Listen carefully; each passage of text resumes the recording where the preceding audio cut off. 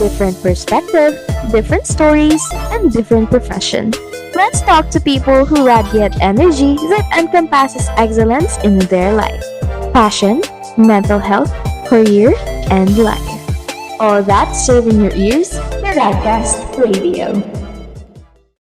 So, gusto mo ba mag-hi, ma'am? Hi everyone! Sa lahat ng listeners. So, please, pakilala mo ma'am. I am Anjanette Guapo. I am 23 years old. Ay, na-reveal. Age reveal.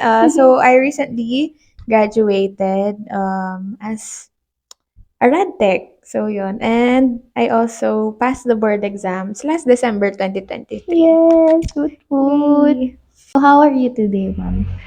I'm fine. Actually, it's not really a busy day today. So, chill lang, ganon. Gumagawa lang ng mga paperworks. In your teaching journey today, sa tingin mo, ma'am, ano yung low light mo recently? Like, Recently, since bago lang naman ako, no, wala pa naman akong experience talaga na ganon. Siguro, pinaka-ano lang is that, yung may mga times na syempre, hindi naman may iwasan. Like, super malapit kasi yung age ng mga students ko sa akin. So, sometimes, it's hard to discipline them, parang ganon. Pero, carry naman, mababait naman kasi yung mga students. So, di naman talaga siya super big problem, kumbaga. who are you inside the class during your college days? Before tayo pumunta sa board exam journey. Competitive Okay. ka ba? Grade conscious ka ba? Ganon. Well, yes. Aminado naman ako doon. Grade conscious ako when I was a student. Like, ever since naman nag-start ako mag-aral, siguro ganun na talaga yung upbringing ko, no? Pero, I still try to enjoy my school days naman as much as possible. Siyempre, nandun pa rin yung paggagala. Actually, kilala nga ako ng mga klase ko na palibot. Oo, actually, lagi kaming umaalis, ganyan. So, even though nakaka-pressure, nakakapagod yung sa school, di ko naman tinatanggal din sa sarili ko yung mga... Yung fun, ganon. Yes, actually, yung fun, yung leisure time, kumbaga. Parang, syempre, part pa din dapat yun ng routine natin. Kasi, yun nga, kung masyado kong ipo-focus sa pag-aaral lahat, syempre, nakaka-exhaust din yun. Totoo, So, kailangan ma'am. may fun din, syempre. Tapos, kilala ko ng mga klase ko na hindi talaga ako nagpapakopya. As in, alam nila yon, alam nilang lahat yon, even my closest friends yun. So, ganun ako kilala, hindi nagpapakopya, GC and all. Pero, I have a good relationship naman with them. Kasi kilala naman na nila ako. Hindi ka nagpapakopya in a way na help mo na lang silang intindihin nila. Ganon. Yes, actually, ganun siya. Mas better for me if magpapaturo ka on how to do it rather than kokopyahin mo directly yung ginawa ko. Totoo, ma'am. Mas, para kasi sa Hindi siya akin, nakaka-fulfill. yes. Actually, hindi din kasi maganda yung parang pinakopya mo. Parang tinutulungan mo silang maging tamad. Totoo. Ganun yung Yes po. isip ko kasi. So, instead of papakopyahin ko sila, why not just help them so that next time, they know na kung paano gagawin sa sarili nila, di ba? Isa ka bang student, ma'am, na parang always prepared? Like, whenever may class, ganyan. Alam mo na, ito yung pagli-lesson. Not ko 100% na understand, pero may idea na ako, ganon. As much as possible, I try to prepare ahead of time. Lalo na kapag klase ni Sir JM. Yes. Yes, nagagalit kasi siya once na pumasok ka ng klase niya na hindi ka Wala kang prepared. alam. Totoo, Yes, ma'am. true yan. Kaya, as much as possible, if kaya pa ng time, tinatry kong magbasa. Pero kung hindi na talaga, wala, ganun talaga. Mas effective kasi sa akin yung may nag-discuss na sa akin and then dun ko siya mas Yes. aaralin. Kesa sa a-advance ko. Ganun. Hindi minanifest mo, ma'am, yung pag-graduate mo with flying colors. Yes, mahilig ako mag-manifest, pero minamanifest ko lang siya silently. Yes. Parang at the back of my mind, Lord, kung ano po, kung will nyo, go, parang ganon. Ganon lang siya. Pero I will work hard for it. Parang ganon yung iniisip ko kasi na kung deserve ko siya, go. Pero kung hindi talaga, at least I tried. Parang ganon. Hindi naman ako yung, hindi, kailangan ganito, ganyan. Kailangan ko makuha talaga yun. Parang, kung kaya, sige, go. Pero kung hindi, ganun talaga. Mhm. Yung importante for me at the end of the day is hindi ako nagkulang and I tried my best to do everything para ma-reach ko yung goal na yun. Sobrang ano, ma'am, sobrang cool mo sa part na gano'n yung mentality mo. Kasi actually kapagka sinabi na like graduate ka na summa cum laude, ay sobrang grade conscious nito, pag-aaral lang atupag, ang daming misconceptions. Pero like ikaw, yung para sa'yo, eh di kung para sa'kin, para sa'kin. It's just ang Yes. nice. Sobrang inspiring. True. Kasi hindi naman din natin makokontrol lahat. Parang if we try to Mhm. control everything, mas stress lang tayo. Mhm. So, Hindi mo yun. pinressure, ma'am, sarili mo at all? Hindi naman at all. There were times na syempre, nadadalid din ako sa parang pressure na nabibigay ng ibang tao. Parang, ay, since achiever yan, kailangan ganto ganyan. Parang Mhm. may standards din kasi yung ibang tao regarding sa akin. Parang, Mhm. kumbaga, there were times talaga na sobrang nape-pressure ako na kailangan ma-meet ko lahat ng expectations nila. Parang ganun. So, yun yung mga times na talagang Mhm. pinipressure ko yung sarili ko. Pero, tinatry ko din naman minsan na isipin na kung hanggang saan lang yung kaya ko, yun na Mhm. yun. Kasi at the end of the day, hindi naman din sila yung napapagod. Parang Mhm. kumbaga, why would I consider kung ano yung iniisip ng ibang tao about me rather than prioritizing my own mental health, 'di ba? Yes, So I at agree. parang pinipili ko pa rin na kaya mo 'yan pero gawin mo lang kung hanggang saan yung kaya mo talaga. Don't Yes, put too much pressure on yourself, parang gano'n. actually. Like if, hanggang dun ka lang, wag mo nang i-exceed pa dun if hindi mo na Yes, kaya. kasi ikaw lang din kawawa in the Mm. end, 'di ba? Paano mo naman na-cope yun, ma'am, yung pressure? Like, anong ginawa mo? Yung pressure, well, I have people beside me na parang hindi nila parang yun, I have close friends gano'n, na yung family ko gano'n, in the first place hindi naman talaga nila ako Hmm. pine-pressure siyempre. Yun parang sinasabi nila na, "Okey lang 'yan," gano'n.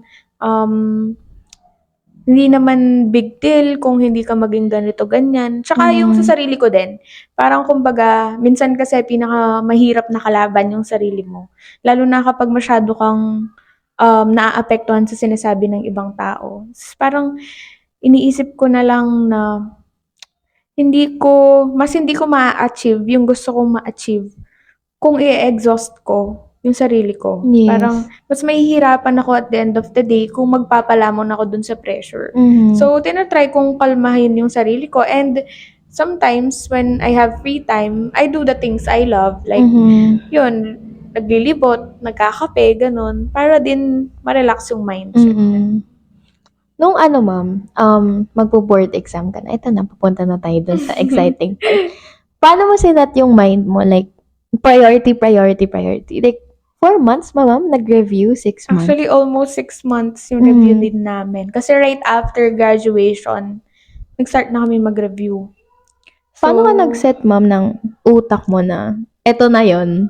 actually, kasi parang sa akin hindi ko naman kinailangan masyadong mag-adjust kasi yun nga, right after graduation, so parang wala pa naman talaga akong bakasyon. Mhm. So, kumbaga yung momentum ko nandun pa Ah, din to yes. study. Parang tuloy-tuloy siya, wala talagang masyadong break. So, sinabi ko sa sarili ko, for the first few months siguro chill lang, gano'n. Gano'n yung sine-set ko. Actually, totoo yun, nag-chill lang kami ng sobra nung ilang months. Mhm. Like, siguro first 3 to 4 months, sobrang chill namin. As in, nag-e-explore lang kami. Though pumapasok kami sa review, pero not puspusang review talaga. Kasi, yun nga, pagod pa kami from our internship, pagod pa kami sa seminar, pagod pa Mhm. kami.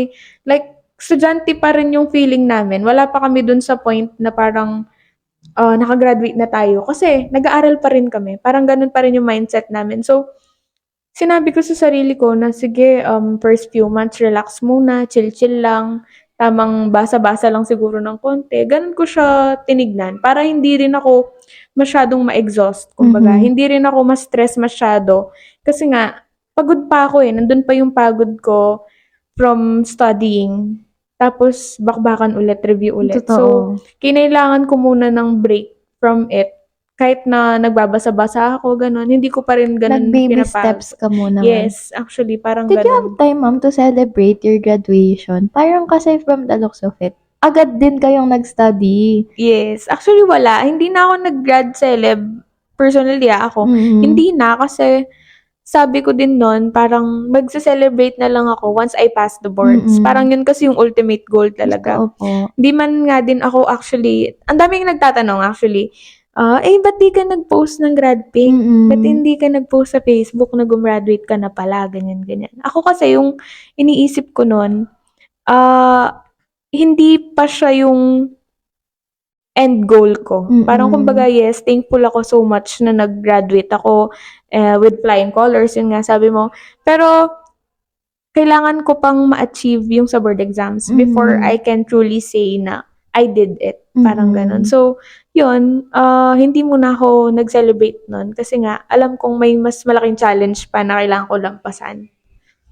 Sobra, ma'am, yung 6 months. True. Oh my God. Iba siya.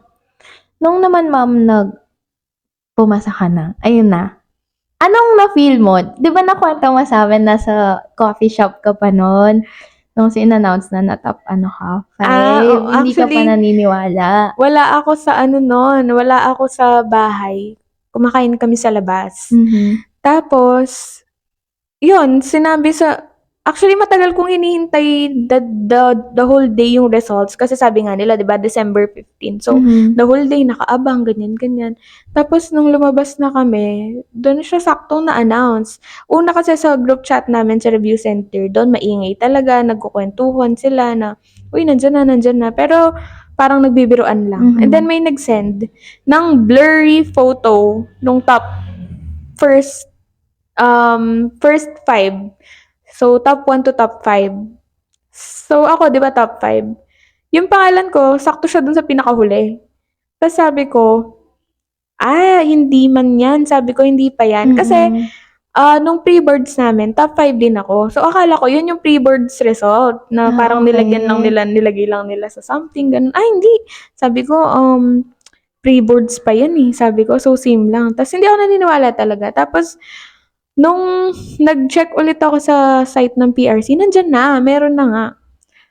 Hindi pa rin siya nagsisink in sa akin, kahit nakita ko yung pangalan ko, parang, legit ba? Parang ganun yung initial reaction ko na, totoo ba to? Parang chinek ko dun sa list of passers kung nandun yung pangalan ko. Kasi baka charot-charot lang pala yun, tapos wala pala ako talaga. So, chinek ko, tapos nandun. Hindi siya agad nag-sink in sa akin. Parang, pero hindi na ako nakakain that time. Kasi kumakain nga kami, di ba? Hindi ko na naubos yung pagkain ko. Sobrang nanginginig na ako and all. Pero yon, hindi pa rin siya fully nagsisink in na, uy, top-notcher ka. Parang ganun. So, yon, happy ako. Pero, alam mo yun, hindi pa rin ako makapaniwala. Ganun siya, yung feeling na sobrang surprised ko. Opo. Na hindi ako super duper makapaniwalang totoo siya. Feeling ko nananaginip ako, parang ganun yung feeling. Until now, ma'am? Or like nag-sink in na? Ngayon naman, medyo nag-sink in naman na sa akin kasi medyo matagal na, no? Tapos, pero iniisip ko pa rin na parang ang galing. Parang paano ko sobrang kaya galing kinaya. mo. Sobrang galing mo. Yun lang masasabi ko. Sobra. Hindi ko din Sobra. alam. Parang kasi, hindi naman sa no? Parang, kasi parang sabi ko noon, nag-chill lang ako. Tapos sabi It's ko, the brains. grabe. Hindi, feeling ko talaga sa prayers. Nakuha sa prayers. True yun. Tsaka, yun nga, malaking investment din kasi yung, the basics. Parang ganon. Malaki siyang investment na from first year to fourth year, yung inaral mo, tinatandaan mo. Ganon siya sa boards. Parang para sa akin, yung review mismo, yung 6 months, parang mas importante pa rin talaga na mas aralin mo yung basics, kung saan yung foundation ng mga subjects, ganon. Yun yung pinaka-important for me. And thankfully, yun yung mas pinocus ko. Hindi ako masyadong nag-focus dun sa mga, alam mo yun, ang dami-dami kasi talagang information na isasaksak sa review.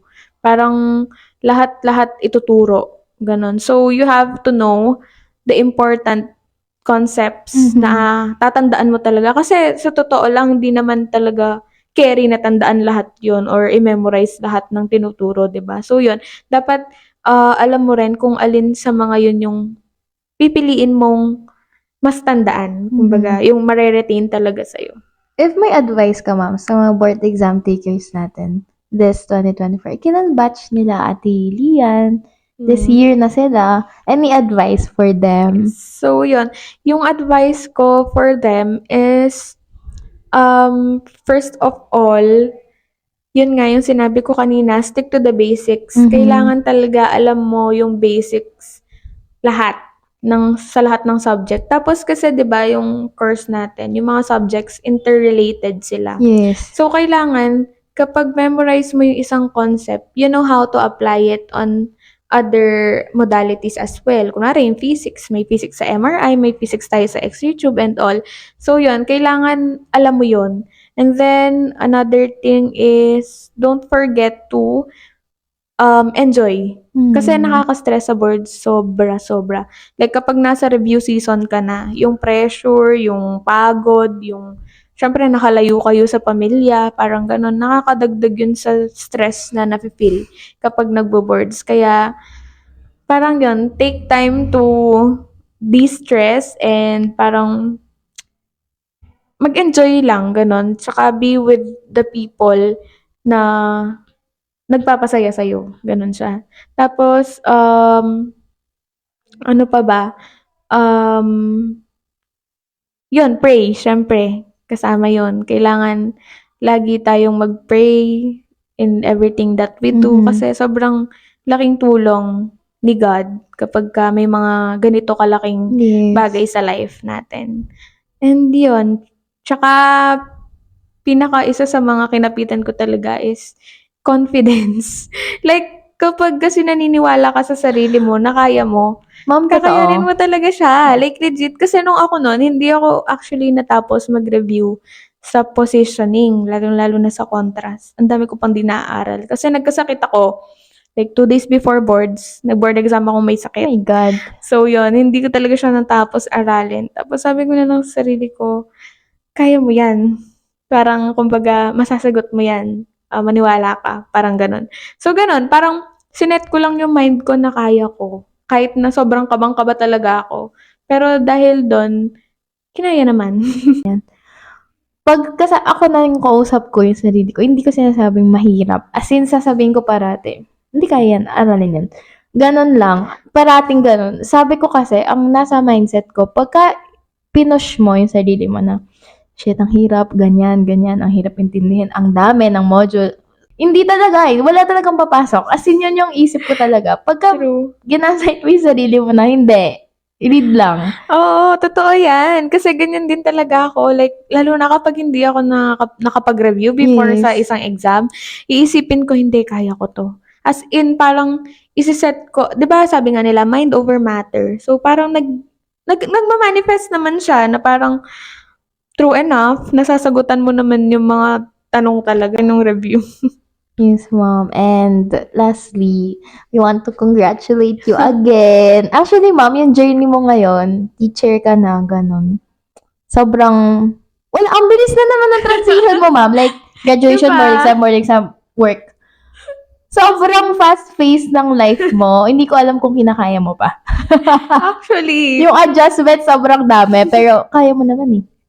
kinakaya naman. Yun nga, as long as, yun nga, you have your support system and, yun, parang, at the end of the day, kahit gaano kahirap yung challenge, pag naniwala kang kakayanin mo, kakayanin mo talaga siya.